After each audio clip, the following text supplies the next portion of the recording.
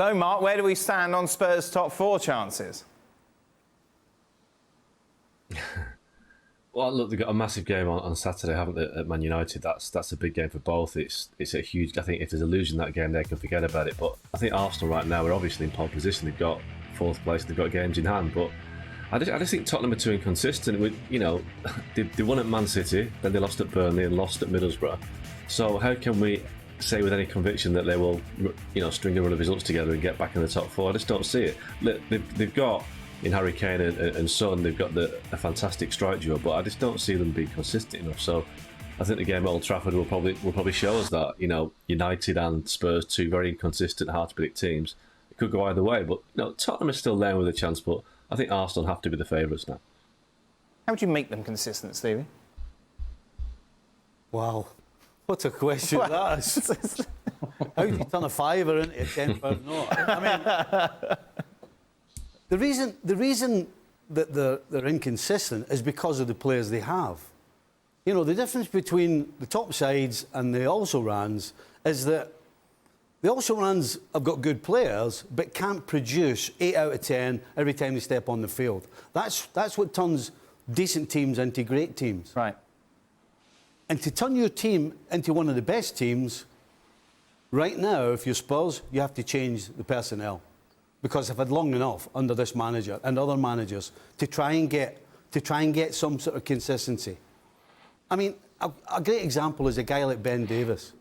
Ben Davies against Manchester City was absolutely unbelievable. I'm thinking to myself, this guy is actually beginning to play at this position. And then the next day he steps on the field, he's an absolute embarrassment. So this team, I don't believe, will be consistent until you change some of the personnel.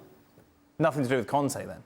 There's nothing he can do because of the players that he's working with? I don't think so. We're talking about Everton defensively. Yeah. Now, I agree with Jules was saying that you looked at it and you thought, oh, I don't like the look of this. But then you look at who's available. They've got nothing. Right. They've got nothing.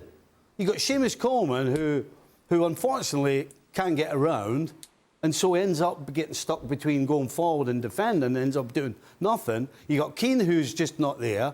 You got Holgate, who's not a centre-back. And then you got the left-back, who's not even a left-back. So if you're trying to put, square pegs in round holes and it doesn't work, don't be surprised. But he doesn't have any other choice.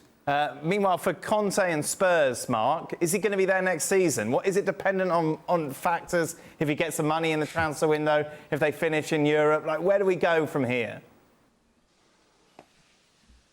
I think those factors come into play, but let's be honest. What is Antonio Conte going to get that is better than Tottenham? Considering his track record recently, where he does kind of tend to walk out on jobs when he could be sticking around for a bit longer. So I think Tottenham is a good job. It's a club with the ambition of the stadium. It's got money issues, obviously, that have to be addressed, and Harry Kane might leave. But will he get a better job than Tottenham? I don't think he will. I mean, there aren't any jobs in England that are better than Tottenham. I don't think he'll get the Man United job because he could have had that in November and they chose to go elsewhere. So he might have to be pragmatic and think, this is a big club that can go places with the right management. He has to get into Daniel Levy's head and say, give me more control over player signings than previous managers have had.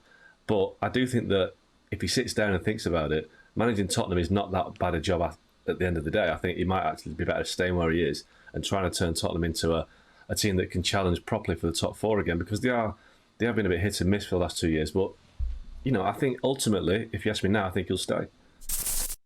Thanks for watching ESPN on YouTube. For live streaming sports and premium content, subscribe to ESPN+.